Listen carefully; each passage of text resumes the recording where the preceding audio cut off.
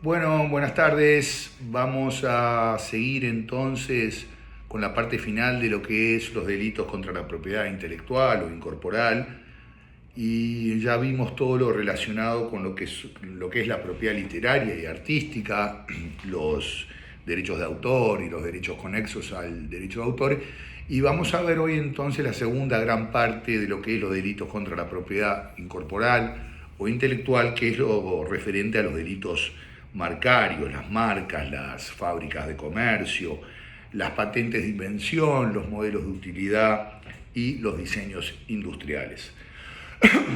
En primer lugar, ¿cuál es el marco normativo que regula el tema de los delitos marcarios? Bueno, debemos estar a lo que dispone el Código Penal en su artículo 252, que como veremos luego es una norma de reenvío a la ley primero 9956, es una ley vieja de octubre de 1940, y posteriormente la ley vigente, la 17011, que es una ley más moderna ya del año 98. Digo esto porque si ustedes analizan el artículo 252 del Código Penal, van a ver que ese artículo establece que delinquen contra la integridad de las marcas de comercio y de industria e incurren en las penas respectivas los que ejecutaren alguno de los hechos previstos en la ley del 17 de junio de 1909. Bueno, hoy eso es una remisión a esta ley 17011 que yo les acabo de mencionar. En realidad, en nuestra práctica jurisprudencial, si nosotros observamos los casos de jurisprudencia, vemos que no son muy abundantes los casos penales por delitos marcarios.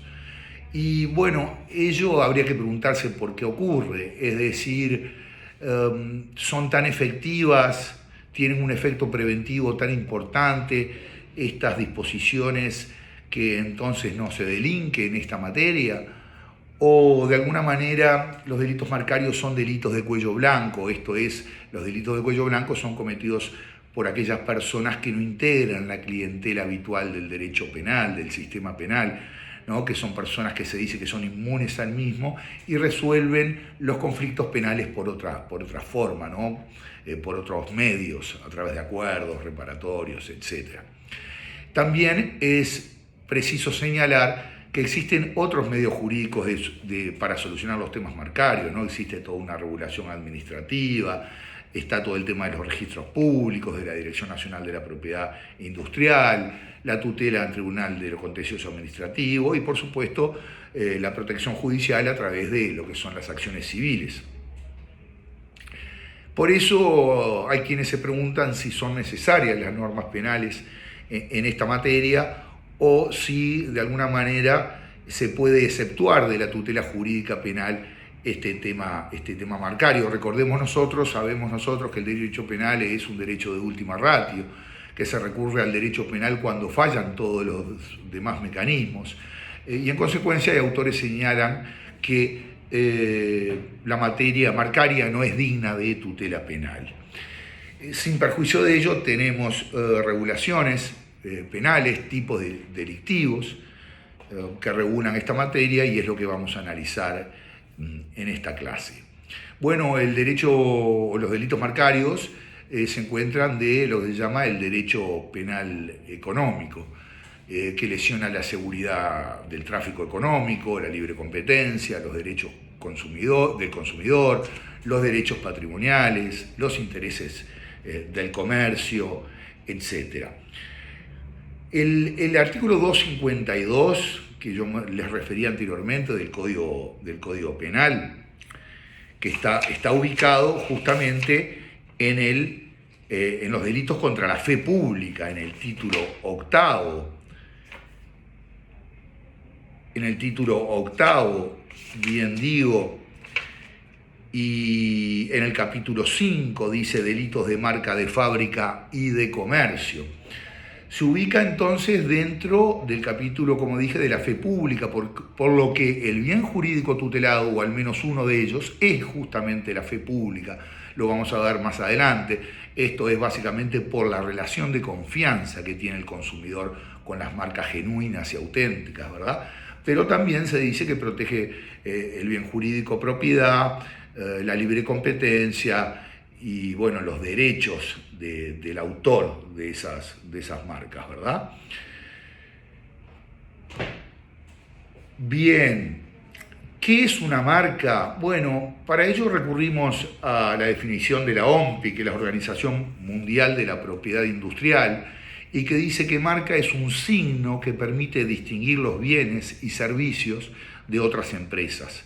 Es un bien incorporal cuyo principal valor reside en el prestigio y la reputación que representa. Como les he dicho entonces, el artículo 252 del Código Penal, que regula la materia, actualmente debe entenderse como una norma de reenvío a la ley 17011, que en sus artículos 81, 82, 83 y 84 regulan los tipos delictivos referente a esta materia marcaria, por lo que les aconsejo que impriman esta ley 17011. Básicamente vamos a estar analizando estos 4 artículos que les acabo de mencionar. El primero de ellos, el artículo 81, regula el delito de uso, fabricación, imitación, etcétera, de una marca ajena inscripta en el registro.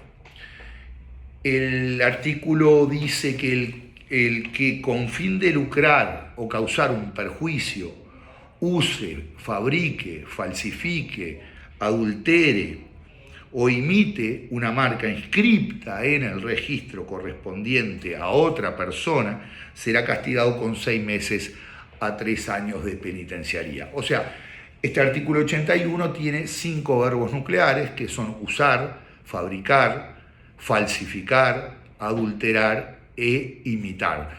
Básicamente todos traducen una forma de falsificación. Y bueno, ¿qué es un objeto falso?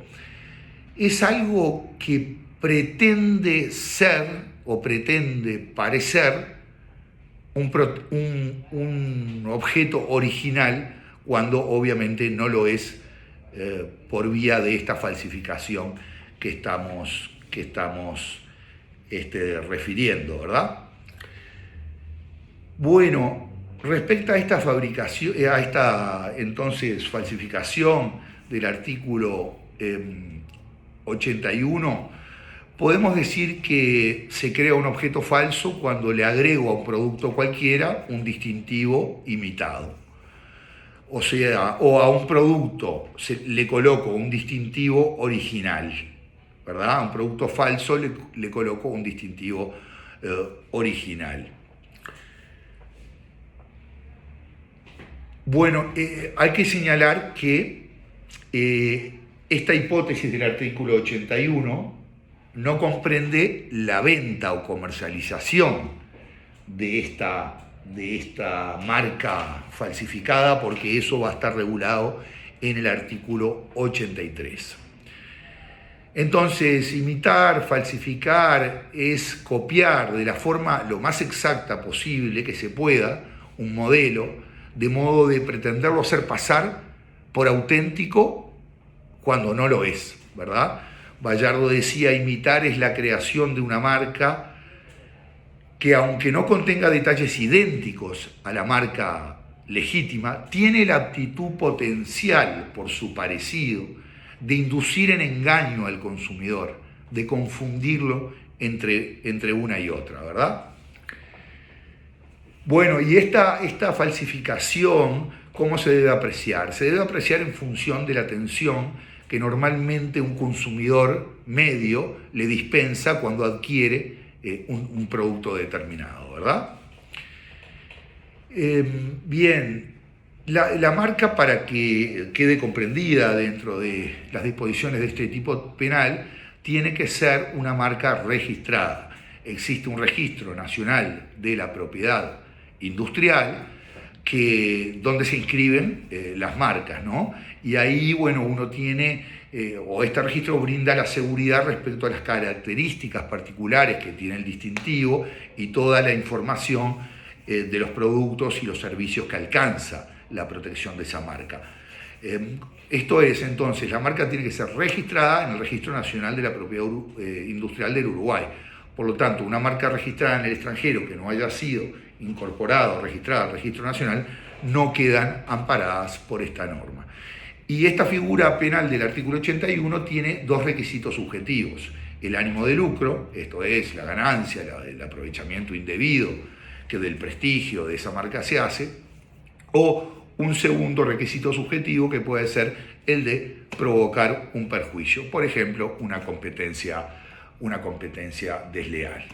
El segundo tipo delictivo de esta ley 17011 es el delito que se llama de relleno de envases. Esto es, dice el artículo 82, los que rellenen envases con productos espurios,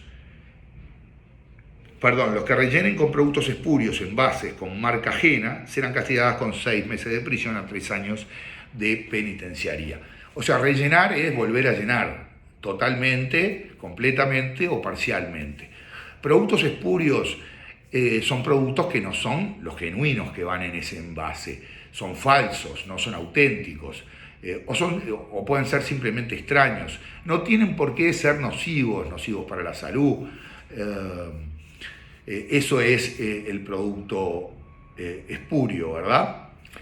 Y algunos autores señalan que tiene que tener una apariencia ante el consumidor que permita, prima facie, confundirlo con el original. Si yo a una botella transparente de Coca-Cola le pongo un líquido que es naranja, difícilmente voy a poder confundir con el producto genuino, porque obviamente resalta y llama a la vista y a la atención el distinto color. El envase es el recipiente, el continente sobre el que se echan esos productos, ¿verdad?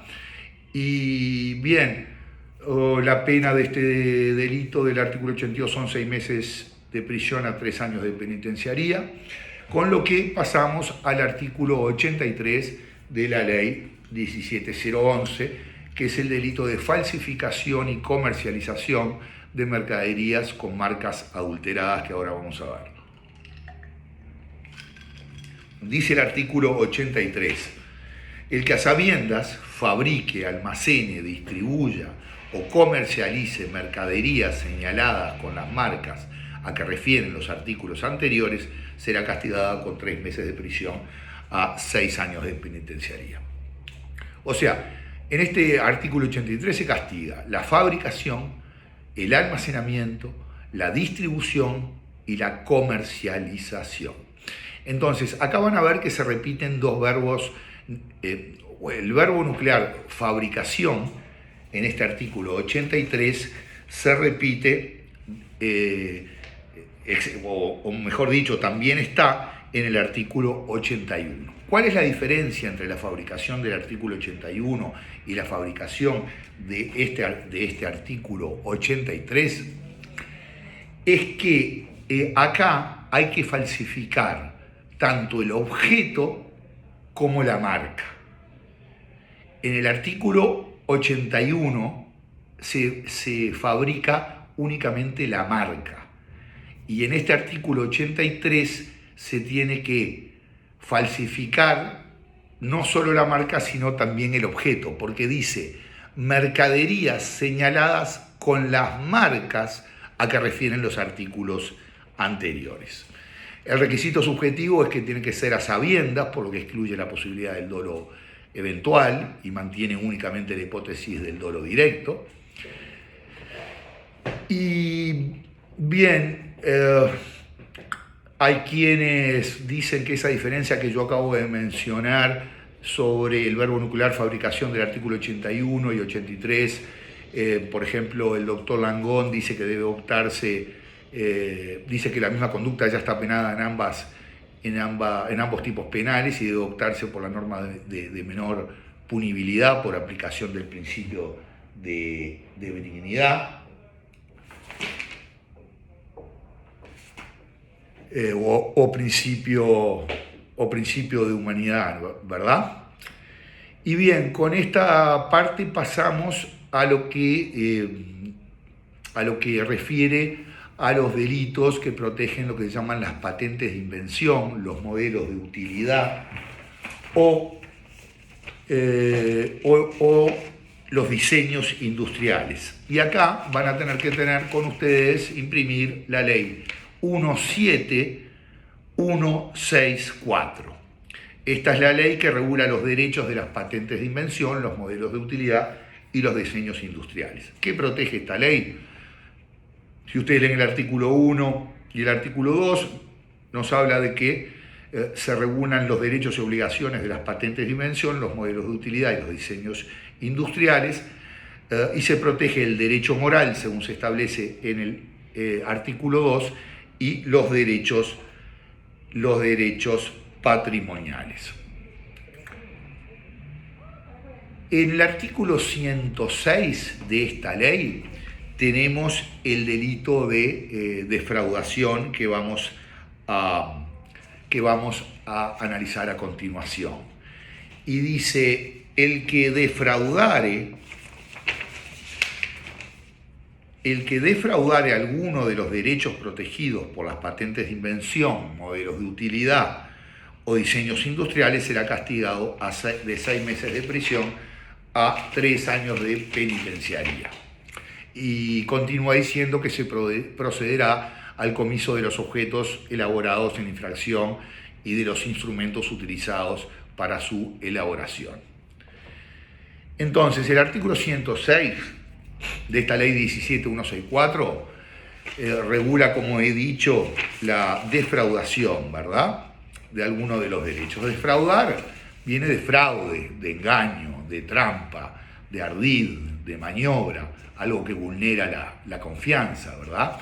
Y supone haber utilizado la destreza, el engaño, la astucia, eso que ustedes ya vieron básicamente o principalmente en lo que es el delito de estafa. Este engaño, ¿sobre qué recae? Recae sobre cualquiera de los derechos protegidos. O sea, esta norma tiene un gran ámbito de aplicación, ¿verdad? Una gran amplitud, porque el objeto de protección es la patente de invención, vuelvo a repetirlo, los modelos de utilidad y los diseños industriales. Entonces, ¿qué es la patente? Primer tema, patente. Las patentes de invención en sentido formal es un certificado o un título que otorga la Dirección Nacional de la Propiedad Industrial a un autor de un invento industrial para asegurarle la propiedad y la explotación exclusiva durante el tiempo y en las condiciones que se establece la ley de esa patente de invención. Previo a ello se hace todo un relevamiento de requisitos legales que habilitan la inscripción de esa invención, y ahí provoca el nacimiento de los derechos regulados en los artículos 2 y 3 de la ley que les acabo de mencionar. Desde el punto de vista material, dice el artículo 8 de la ley, son patentables las invenciones nuevas de productos o procedimientos que suponen una actividad inventiva y sean susceptibles de aplicación industrial. Ahí tienen ustedes en el artículo 8 lo que es la definición de una patente de invención. Sería bueno que vean el artículo 13 para que sepan qué no se considera invención a los efectos de la ley. Ahí habla de teorías científicas, métodos matemáticos, obras literarias, programas de computación considerados aisladamente, en fin, material biológico y genético como existe en la naturaleza. Bueno, sería bueno que lean ese artículo. También hay un artículo interesante, es el artículo 17, que regula el caso de cuando un empleado, desarrolla una patente de invención en su trabajo, y por el artículo 17 se establece que cuando la invención ha sido realizada en cumplimiento de un contrato de trabajo, de obra o de servicio, cuyo objeto total o parcial sea la investigación, entonces el derecho de la patente pertenece al empleador no al empleado, no al que lo inventó, pertenece al empleador, quien es que le paga para justamente realice esa actividad de investigación, salvo un pacto en contrario en forma expresa en el contrato. Y cuando regula a continuación que cuando el aporte de ese trabajador, ¿verdad?, a esa invención exceda, ¿no?, exceda el contenido implícito o explícito de su contrato de trabajo, ahí en ese caso el trabajador va a tener derecho a una remuneración complementaria por el desarrollo de esa patente de invención. El segundo punto, ¿qué es un modelo de utilidad? Bueno, un modelo de utilidad también está definido en la propia ley, en el artículo 81, dice que modelo de utilidad es toda nueva disposición o conformación obtenida o introducida en herramientas, instrumentos de trabajo, utensilios, dispositivos, equipos u otros objetos conocidos que importen una mejor utilización o un mejor resultado en la función a la que están destinados u otra ventaja para su uso o fabricación. Bueno, es un tema técnico bastante complejo, les pido que lean el artículo 81 para poder saber bien a qué se refiere este modelo de utilidad. Y por último, el objeto de protección de estos artículos es lo que se llaman los diseños industriales.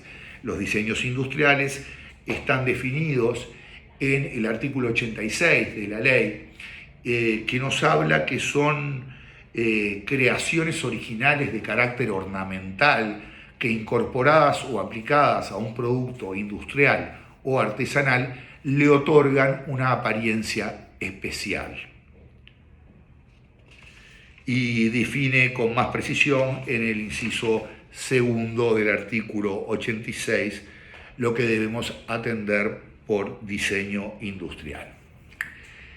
El artículo 107, por último, nos dice que nos establece las agravantes de este delito de defraudación y nos habla que una de las agravantes es haber sido dependiente del titular de la patente o de un licenciatario de la patente, o haber obtenido de ellos el conocimiento de las formas de realización de lo que se patentó.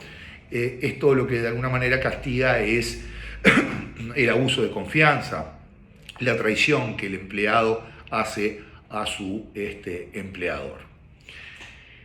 Bien, con esto terminamos lo que es la ley 17164, referido a estos temas de patentes de invención, modelos de utilidad y diseños industriales, en lo que refiere entonces a la defraudación de estos derechos protegidos, morales y patrimoniales, de los modelos de utilidad, patentes de invención o diseños industriales. Con lo que pasamos entonces a otra ley, la ley 17520. Esta ley 17520 lo que nos regula es el hurto de la señal de cable, que es el delito de captación de señales que está destinada a ser recibida únicamente en régimen de abonados. Y el artículo 1 de esta ley 17520 establece que el que para obtener un provecho propio o de un tercero capta las señales que transmite cualquier medio destinada exclusivamente a ser recibida en régimen de abonada, será castigado con pena de multa. Esto se reguló en un momento en que, empezó a haber el gran hurto se llamó vulgarmente hurto de señal, que no existía. Había problemas con el delito de hurto de energía, pero como era una señal, entonces se hizo este tipo penal especial en esta ley, que es entonces captar, apoderarse de una señal que no le pertenece, que es recibida únicamente previo el pago de un abono. Entonces obviamente perjudica a la compañía emisora porque pierde de ganar, ese abono. Y el verbo nuclear de esta figura es captar, que significa traer para sí, ¿no? Es un sinónimo de capturar o recibir emisiones o apoderarse de ellas, es algo inmaterial obviamente. El objeto a ser captado es la señal y no puede ser otra que la que es emitida por un canal de televisión, porque hasta ahora es la única que tiene el requisito de ser destinada exclusivamente a ser recibida en régimen de abonados. Habría que ver el tema de Internet, cómo impacta en este tipo penal. Hay un elemento subjetivo de la figura que es el ánimo de conseguir un provecho para sí o para un tercero. No tiene por qué ser necesariamente económico, basta el provecho que da el poder disfrutar de los programas, gozar de diferentes programas sin pagar el abono correspondiente para que se configure el tipo penal. Y entonces en el artículo 2 se regula lo que se llama la instalación ilegal, que es el que efectúa con o sin ánimo de lucro a favor de un tercero las instalaciones, manipulaciones o hace cualquier otra actividad necesaria para obtener esta señal, ¿verdad? Dice el artículo 2, el que con o sin ánimo de lucro efectuare a favor de un tercero las instalaciones, manipulaciones o cualquier otra actividad necesaria para la obtención de los hechos que determinan la conducta descrita por el artículo anterior, que es el que acabamos de ver. Esta instalación ilegítima, ilegal, puede haber sido realizada gratuitamente, sin ánimo de lucro, y ello no excluye la responsabilidad del instalador, de ese tercero instalador. Lo que se trata es de castigar criminalmente, penalmente, a los profesionales instaladores que han hecho de esta actividad un hábito y un medio de vida de estas instalaciones ilegales. El artículo 3 nos habla de las agravantes de estos delitos. En el inciso A se prevé el agravante cuando esa instalación ilegal provoca un daño a la red o a los equipos. En segundo lugar, si ocasiona una interrupción o una perturbación del servicio. Y en tercer lugar, el agravante refiere a cuando el agente, el autor del delito, revista la calidad de empleado o ex empleado del arrendador de servicios de la empresa instaladora autorizada, porque obviamente tiene un conocimiento mayor de cómo burlar, de cómo instalar ese sistema ilegal. En el artículo 4 nos habla del delito de instalación de dispositivos técnicos de protección de la señal. Esto es el que venda, fabrique, arrienda o ponga en circulación decodificadores o cualquier otro artefacto que sirva exclusivamente para eliminar, impedir o desactivar las medidas de protección que los dueños de la señal instalan justamente para evitar que se use la señal ilegalmente. Los verbos nucleares son fabricar, importar, vender, alquilar o circulación, o sea que son muy amplios, y la finalidad es eliminar, impedir, desactivar o eludir esos dispositivos de seguridad. Bien, con esto terminamos la clase de delitos de propiedad intelectual en lo que tiene relación con los delitos marcarios, así que los saludo, que estén muy bien, hasta la próxima clase. Chao.